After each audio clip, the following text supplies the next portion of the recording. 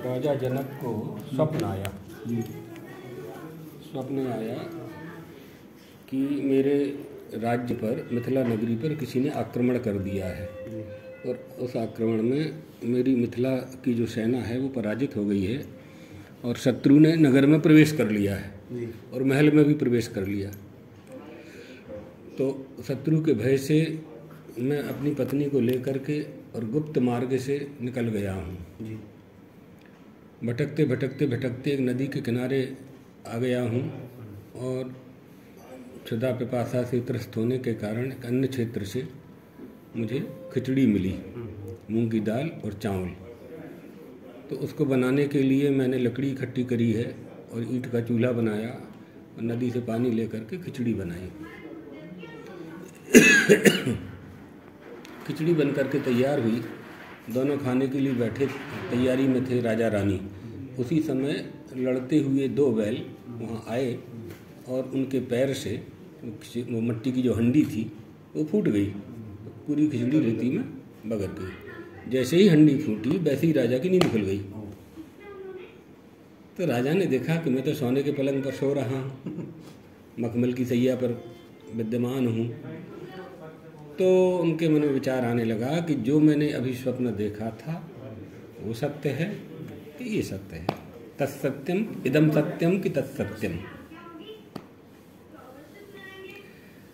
तो उन्होंने घंटा बजा दिया सवेरे जल्दी। घंटा बजा तो घंटा राजा के दरबार से राजा का घंटा बजाता है तो इसका मतलब कोई आपातकाल है। तो सारी मंत्रीगण, विद्वानगण, पुरोहित सभा में उपस्थित हो गए। पूछा गया क्या बात है। राजा कहते थे कि ये बताओ यह सत्य है कि वह सत्य है। कोई ना बता पाए। फिर उन्होंने कहा कि जो बता देगा उसको आधा राज्य दे देंगे। फिर भी नहीं बता पाए। फिर कहा कि हम पूरा राज्य दे देंगे जो ये बताए कि यह सत्य है कि वह सत्य है। तो बड़े बड़े विद्वान, ऋषि, महर्षि सब पहुंचने लगे उत्तर देने के लिए, लेकिन प्रश्न समझ में आए तब ना उत्तर दे।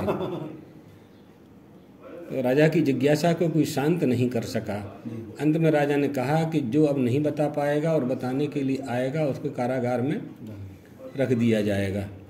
तो महल ही था वो, उपलक्षण है ये कारागार का।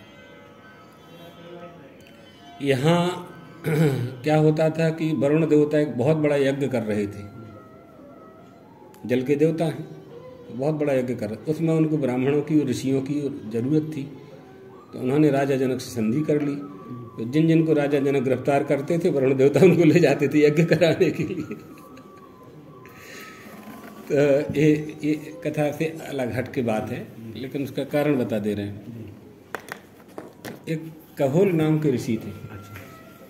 कहोल नाम के ऋषि थे तो बड़े विद्वान थे। तो उन्होंने कहा कि मैं जाऊंगा राजा का प्रश्न का उत्तर देने के लिए, तो मेरी दरिद्रता दूर हो जाएगी। गरीब थे। कहोल ऋषि गए, लेकिन वो भी उत्तर नहीं दे पाए। प्रश्न समझे ही नहीं तो क्या उत्तर देगा कोई कि राजा क्या कहना चाह रहा है। ये तो अंतर्यामी ही समझ सकता है। दूसरा कुछ जान नहीं सकता कि आपके मन में क्या है, ये सत्य है कि वो सत्य है। तो उनकी भी गिरफ्तारी हो गई। अष्टावक्र जी बहुत छोटे थे। अष्टावक्र जी की उत्पत्ति की कहानी ऐसी है कि एक दिन कहोल ऋषि वेद पाठ कर रहे थे, स्वस्ति न इंद्रो। तो उनसे अशुद्ध पाठ हो गया। अष्टावक्र जी अपनी माँ के पेट में थे, तो पेट में से वही उन्होंने कहा अशुद्धम माँ वद, हे पिता अशुद्ध मत बोलो। तो कहोल ऋषि ने ध्यान नहीं दिया। फिर वो पाठ करने लगे मन लगा करके।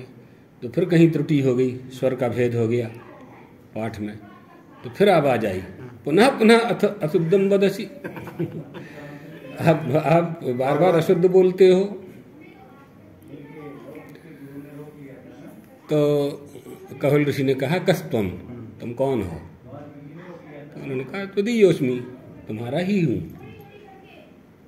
कहाँ पर हो। तो उन्होंने कहा माँ के उदर में। ओहो, तूने अभी जन्म नहीं लिया है और अभी से मेरी गलती निकाल रहा है। तो तुम्हारी बुद्धि टेढ़ी है, इसलिए तुम वक्र हो जाओ। साफ दे दिया। 8 जगह से वो टेढ़े हो गए, वक्र हो गए। अब यहाँ स्कूल गुरुकुल में जाने लगे अष्टावक्र। तो विद्यार्थी लोग पूछें कि तुम्हारे पिताजी कहाँ हैं, तुम्हारे पिताजी कहाँ हैं, तुम्हारे पिताजी कहाँ हैं। ये तो गर्भ में थे और चले गए वहाँ राजा जनक के पास उत्तर देने के लिए। तो माँ पिताजी का नाम नहीं बताती थी कि कहाँ हैं और कहाँ गए हैं, नहीं तो ये भी जाएगा, ये भी गिरफ्तार हो जाएगा, वहाँ कारागार में डल जाएगा। लेकिन एक दिन सारे विद्यार्थियों ने घेर लिया और उसका मजाक उड़ाया, व्यंग किया कि तुम बिना पिता के हो, अगर हैं पिताजी तो नाम बताओ। तो नहीं माना, तो माँ से पूछा कि माँ नाम बता दो। तो उन्होंने कहा तुम्हारे पिता का नाम कहोल ऋषि है। कहाँ पर हैं? बोले मिथिला नगरी में, राजा जनक का उत्तर देने गए, वहाँ से लौटे नहीं। अष्टावक्र ने वहीं से चल दिया। राजा जनक की सभा में पहुँचे तो बड़ा भारी दरबार लगा था। द्वारपाल से कहा कि मैं अष्टावक्र ऋषि कहोल पुत्र अष्टावक्र हूँ और राजा से मिलना चाहता हूँ। तो द्वारपालों ने सूचना दी, राजा ने कहा कि बुला लाओ। चले गए वहाँ। तो बैठने के लिए जैसे ही उनको आसन दी गई तो वो ढुड़क पड़े, टेढ़े थे। तो सारी सभा हंसने लगी। तो उठ करके वो बैठ गए। तो उन्होंने राजा जनक से कहा कि मैं ये मानता था कि आपकी सभा में बड़े बड़े विद्वान हैं, आज मुझे पता चला कि आपकी सभा में तो सर्वे चर्मकाराः सन्ति, सारे चमार हैं। इनको चमड़े की हड्डी की पहचान है, ज्ञान की पहचान नहीं है। अब आप बताइए कि आप क्या पूछना चाहते हैं। तो राजा जनक ने कहा इदम सत्यम इतत् सत्यम, ये सत्य है कि वो सत्य है। अष्टावक्र जी बोले न ये सच है न वो सच है। तो राजा पूछना क्या चाहता था कि स्वप्न में मैंने जो देखा खिचड़ी वाला प्रसंग, वो सत्य है कि मैं जो पलंग पे सो रहा हूँ ये सत्य है। अष्टावक्र जी जान गए थे ध्यान लगा करके कि इस प्रश्न का उत्तर मांग रहे हैं। तो उन्होंने कहा कि फिर सच क्या है, सत्य क्या है। तो उन्होंने कहा कि आपके प्रश्न का उत्तर हमने दे दिया, अब आप नीचे उतरो, हमसे नीचे बैठो, ज्ञान ऊपर से नीचे आता है, तो फिर हम आपको बताएंगे कि सच क्या है। अभी तो आपके प्रश्न का हमने उत्तर दे दिया कि ना ये सच है ना वो सच है। और सारे ऋषियों को मुक्त करो कारागार से, सबको मुक्त कराया।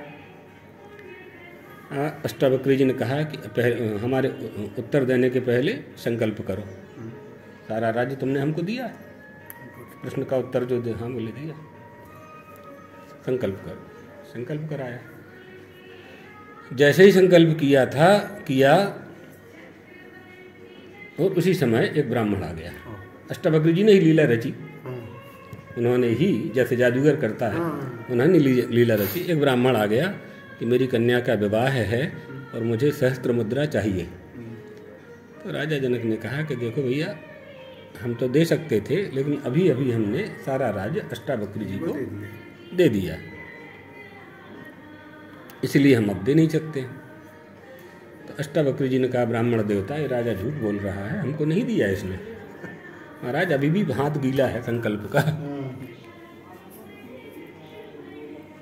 तो अष्टावक्र जी ने कहा कि देखो, आपके मन में अभी भी राज्य बैठा हुआ है कि मेरा राज्य था और मैंने अष्टावक्र जी को दे दिया, ये बात आपके मन में अभी तक बैठी हुई है। तो जब तक ये बात आपके मन से नहीं निकल जाएगी तब तक आपका दिया हुआ मैंने नहीं पाया, मैंने नहीं लिया। तो इसलिए वो हमने नहीं पाया। आपके मन में अभी राज्य और संपत्ति और दान देने की प्रतिक्रिया, प्रश्न के उत्तर के बदले दान दिया, ये सब आपके मन में भरा हुआ है, तो इसलिए हमने वो नहीं पाया। तो राजा ने कहा कि वो कैसे निकले। कहा कि एक देह मुक्ति होती है और एक जीवन मुक्ति होती है। तो विदेह मुक्ति का अर्थ क्या है? देह के रहते हुए भी देह से तत्संबंधी कार्यों के प्रति अनुराग ना होना, ये देह से, देह के रहते हुए विदेह हो गए, भी शब्द लग जाएगा। उपसर्ग से अर्थ बदल जाते हैं। उपसर्गेण धात्वर्थो बलादन्यत्र नीयते। जीवन मुक्ति क्या है?